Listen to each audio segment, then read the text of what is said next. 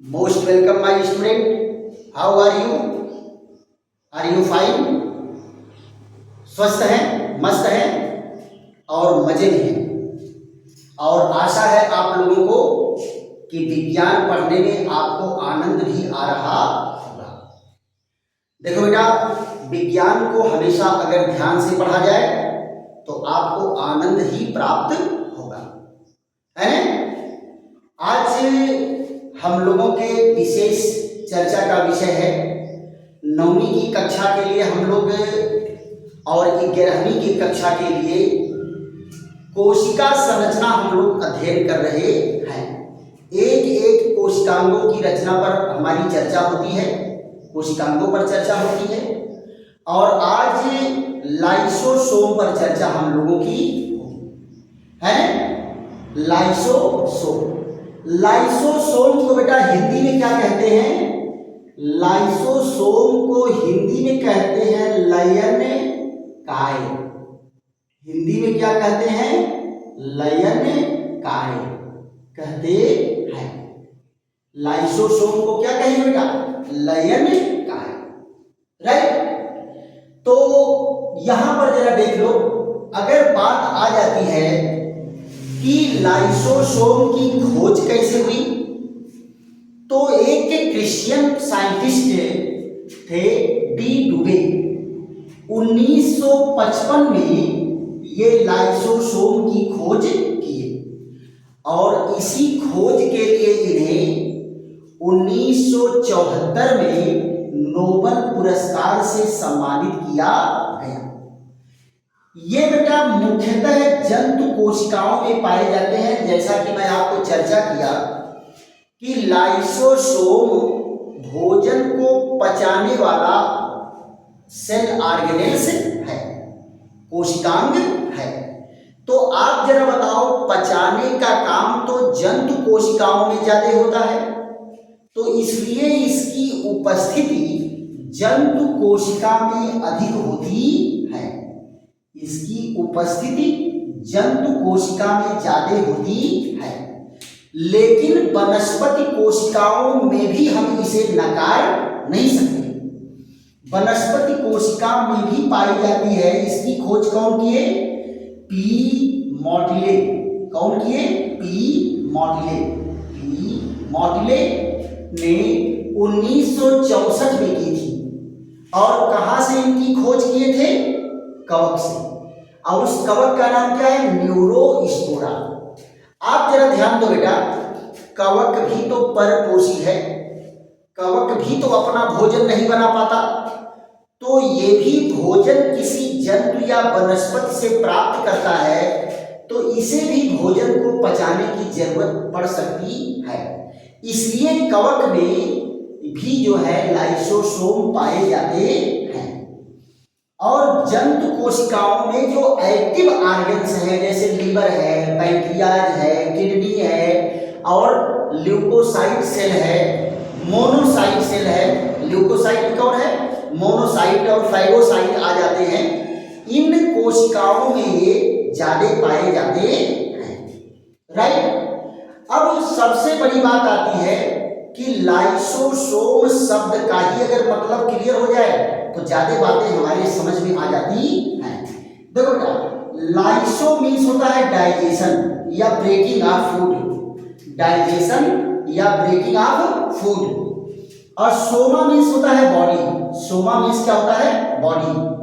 तो इसका मतलब क्या है कि डाइजेस्टिव बॉडी। डाइजेस्टिव बॉडी मतलब क्या है कि जो पचाने वाला बॉडी है उसको हम लाइसोसोम कहते हैं। लाइसोसोम रियली क्या है? पाचक रस या एंजाइम से भरी थैली।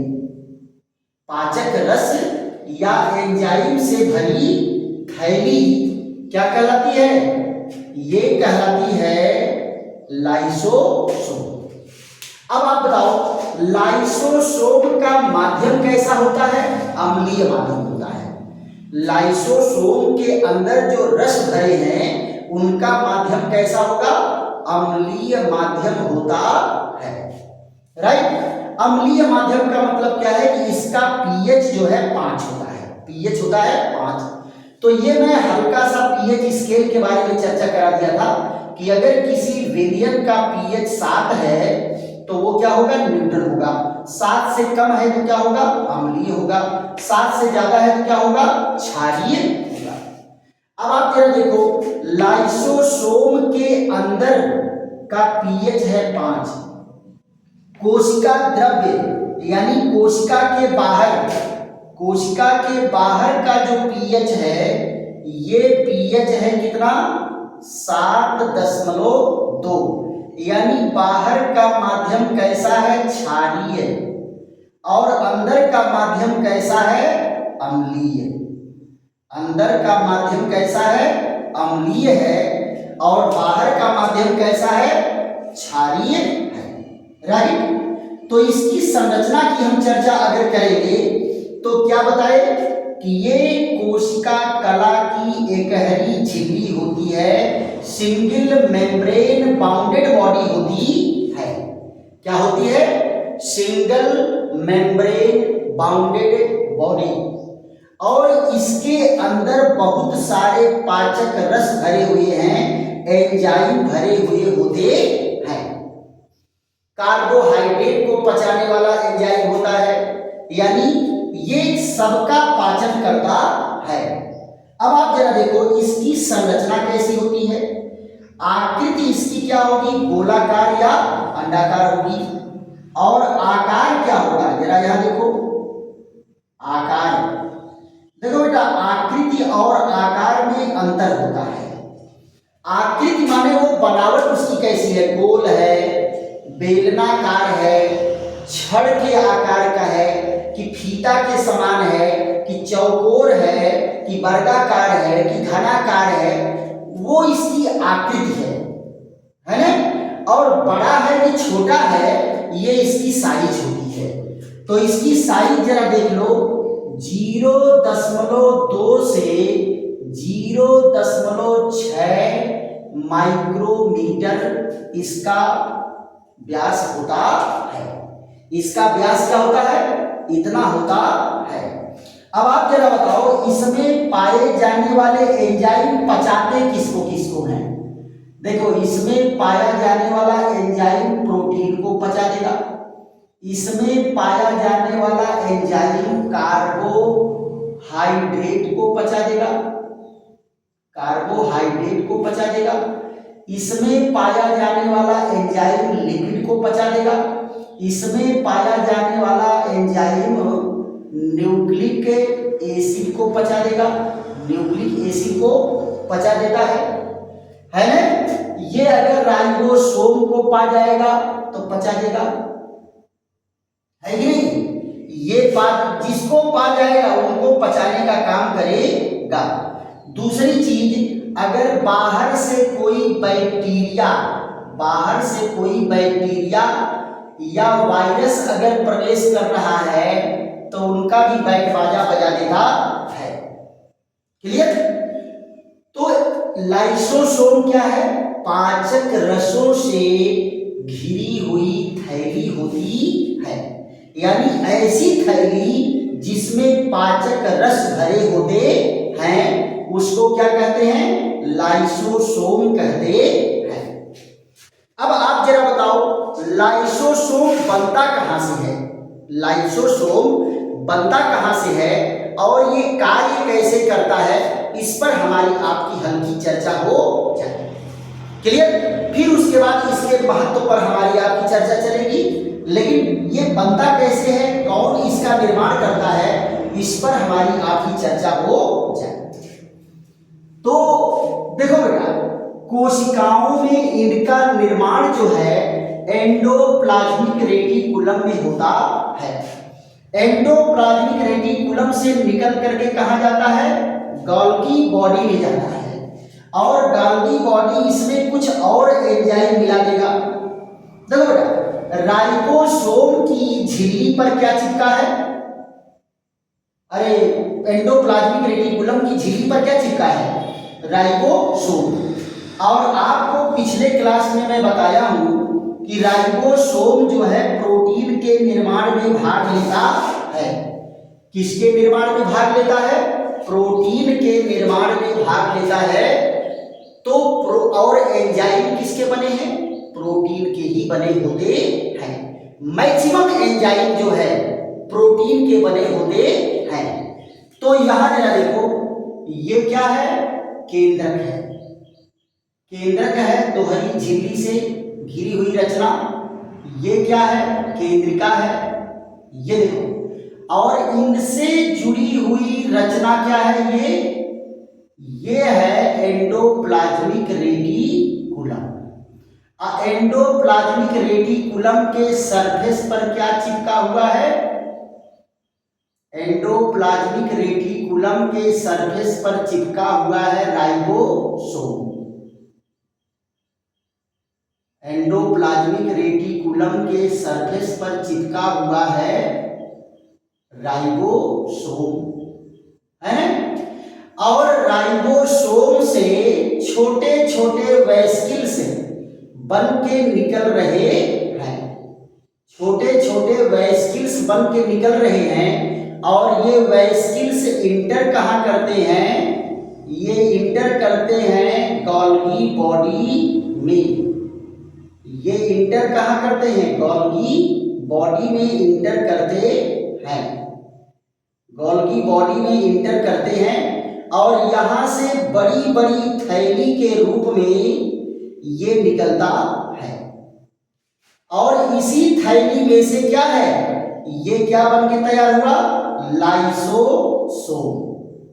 क्या बन के तैयार हुआ? लाइसोसोम। ये देखो बेटा, ये क्या है?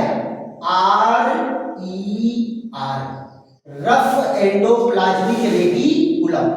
और इनसे ये क्या बन के निकला? वेसिकल्स। क्या बन के निकला? वेसिकल्स। और यहां लाइसोसोम किस रूप में निकलता है? ये निकलता है वैक्यूल के रूप में। किसके रूप में निकलता है? वैक्यूल के रूप में निकलता है।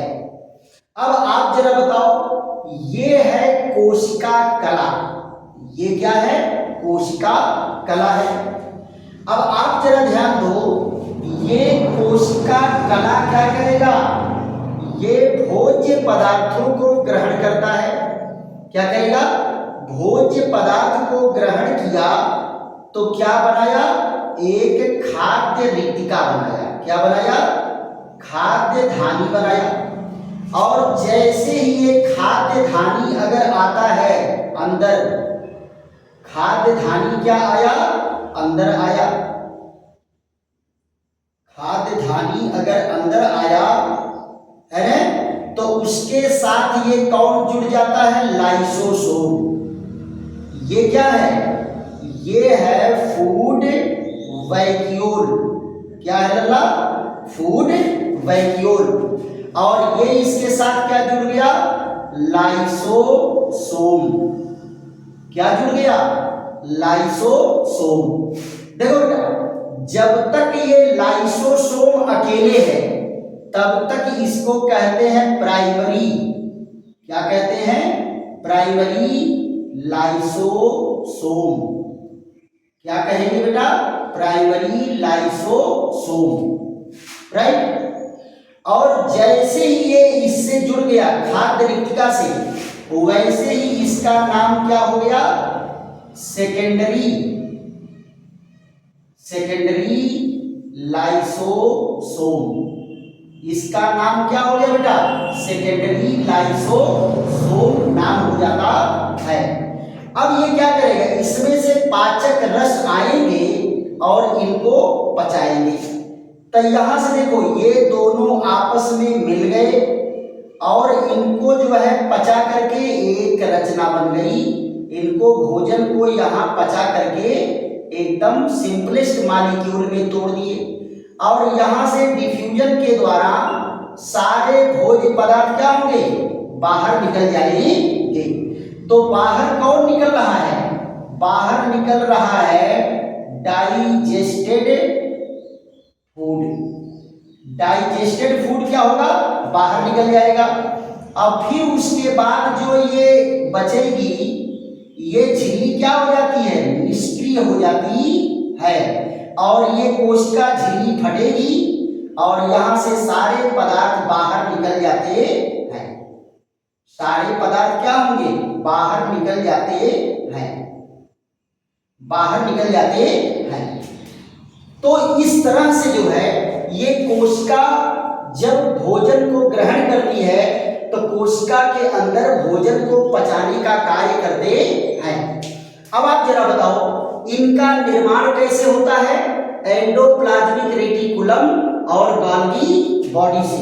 तो इसके निर्माण में कौन कौन भाग लिए? RER। और कौन भाग लिया? इनके निर्माण में और भाग लेता है कौन? Golgi body. कौन भाग लेता है? गोल्गी बॉडी इसका निर्माण करता है। ये दोनों मिल करके लाइसोसोम का निर्माण करते हैं। राइट? तो ये बातें तो आपको समझ में आ गई कि एंडोप्लाज्मिक रेटिकुलम पर चिपके हुए राइबोसोम प्रोटीन का निर्माण करते हैं। उसी प्रोटीन से एंजाइम का निर्माण होता है। एंजाइम छोटी छोटी थैली में वेसिकल्स के रूप में कहाँ इंटर करता है? गोल्गी बॉडी में। और गोल्गी बॉडी में क्या करेंगे? इसमें भी बहुत सारे एंजाइम का निर्माण होता है और ये एंजाइम और ये मिल करके क्या करेंगे?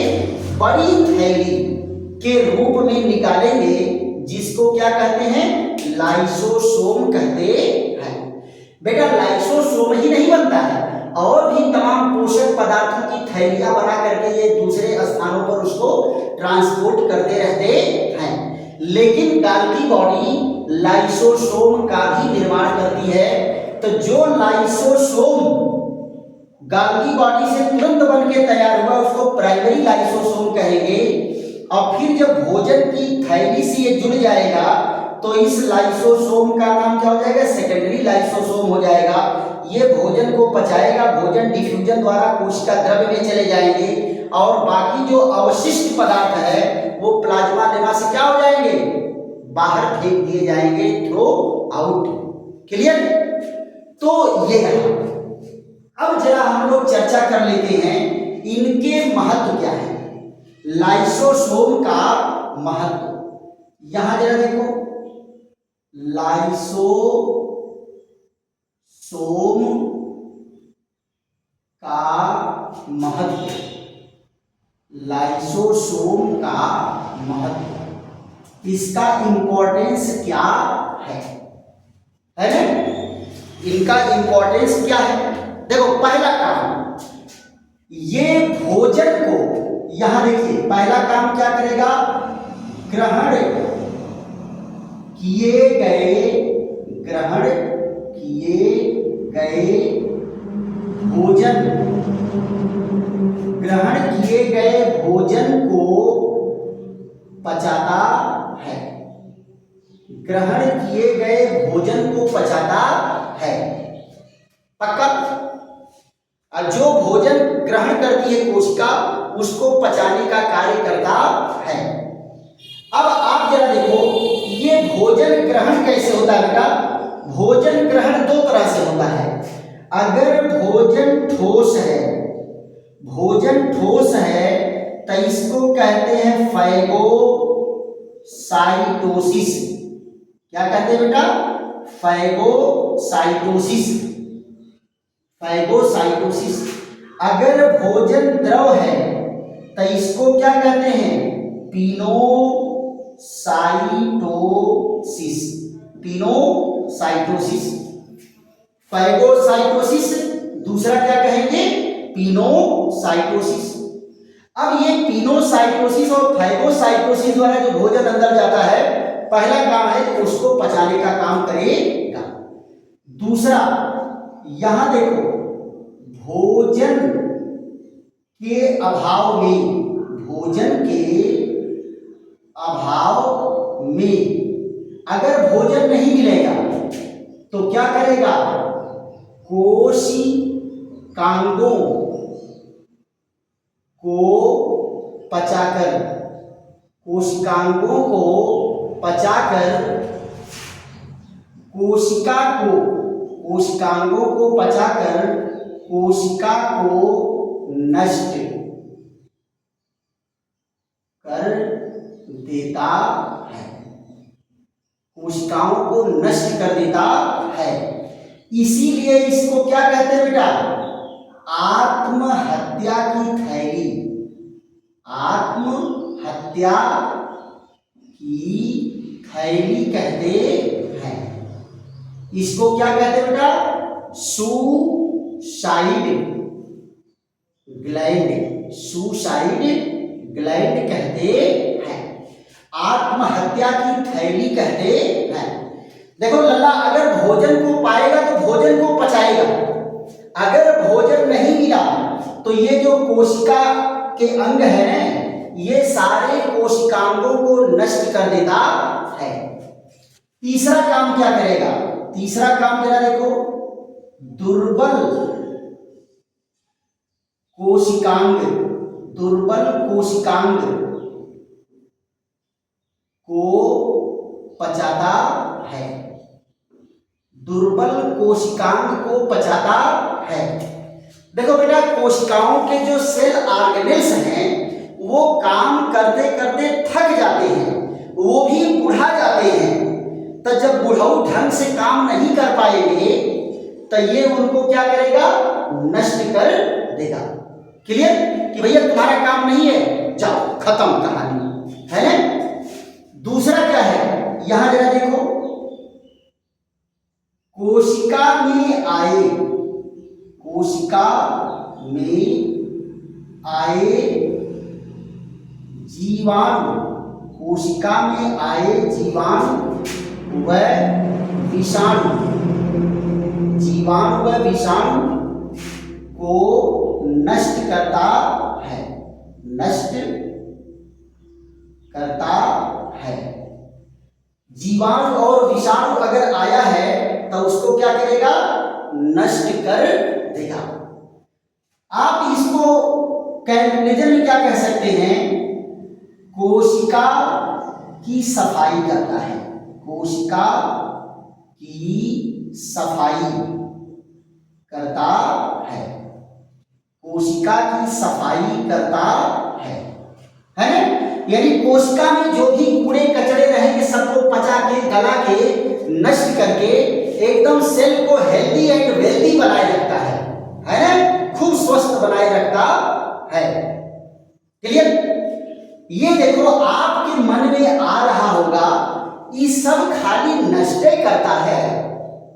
देखो बेटा, नष्ट करना भी तो बहुत जरूरी है। अच्छा ये बताओ, जितने लोग पैदा हो गए हैं वो कभी मरे नहीं तो कैसा रूप होगा पृथ्वी का, जरा कल्पना करके देखो। तो जो चीजें बाहर, आपको मैं बताया कि कोशिकाएं क्या है? रचनात्मक और क्रियात्मक इकाई हैं। हमारी बॉडी में जितनी क्रियाएं होती है सब क्रियाएं कोशिका में होंगी। हमारी बॉडी अगर नष्ट होती है तो सेल भी नष्ट होते हैं, राइट? लेकिन एक इंपॉर्टेंट कार्य ये करता है ना? देखो वो इंपॉर्टेंट कार्य क्या है? यहां देखो, लाइसोसोम के फटने, लाइसोसोम के फटने से, लाइसोसोम के फटने से क्या होता है बेटा? कोशिका विभाजन, लाइसोसोम के फटने से कोशिका विभाजन प्रारंभ हो जाता है। लाइसोसोम जब फटता है तो कोशिका का विभाजन प्रारंभ हो जाता है। और कोशिका का विभाजन जरूरी है। एक कोशिका से दो, दो से चार, चार से छह। अगर कोशिकाएं बढ़ेंगी नहीं और नई नई कोशिकाएं बनेगी नहीं तो पुरानी कोशिकाओं की जगह कौन लेगा? और छोटका सा बबुआ जो पैदा हुआ वो बड़ा कैसे होगा, जवान कैसे होगा? तो यहां ये बड़ा इंपॉर्टेंट रोल प्ले करता है कि जब लाइसोसोम फटते हैं तभी जो है कोशिका विभाजन प्रारंभ होता है। तो आज हम लोगों की चर्चा का विषय क्या रहा है? लाइसोसोम, है। ऐसे ही अगले वीडियो में किसी दूसरे सेल ऑर्गेनेल्स के बारे में हम लोग चर्चा करेंगे। तब तक के लिए विश्राम। और अगर वीडियो आप बेहतर लग रहा है तो लाइक करो, शेयर करो और क्या करेंगे, सब्सक्राइब भी करो। दोस्तों मित्रों को बताओ, दोस्तों मित्रों को भी बताओ कि एक एक टॉपिक पर बेहतरीन चर्चा चल रही है। दूसरी चीज लल्ला, नोट भी आप बनाओ। बिना नोट के आप ऐसे सिपाही रहोगे जो बिना हथियार के सिपाही लड़ने पहुंच जाए, है ना? तो आप पढ़ोगे क्या जब आपके पास मटेरियल नहीं रहेगा तो। क्लियर? और दूसरी चीज, वीडियो अगर एक बार में न समझ में आवे तो 2 बार देखिए, 3 बार देखिए, राइट? और इससे बेटा आपकी कंपटीशन की भी तैयारी चलेगी। और अगर कहीं पर प्रॉब्लम आपको महसूस हो रही है और नहीं समझ में आ रहा है तो आप कमेंट भी करो, और कमेंट करोगे तो वीडियो और बेहतरीन आपको बना करके दिया जाएगा।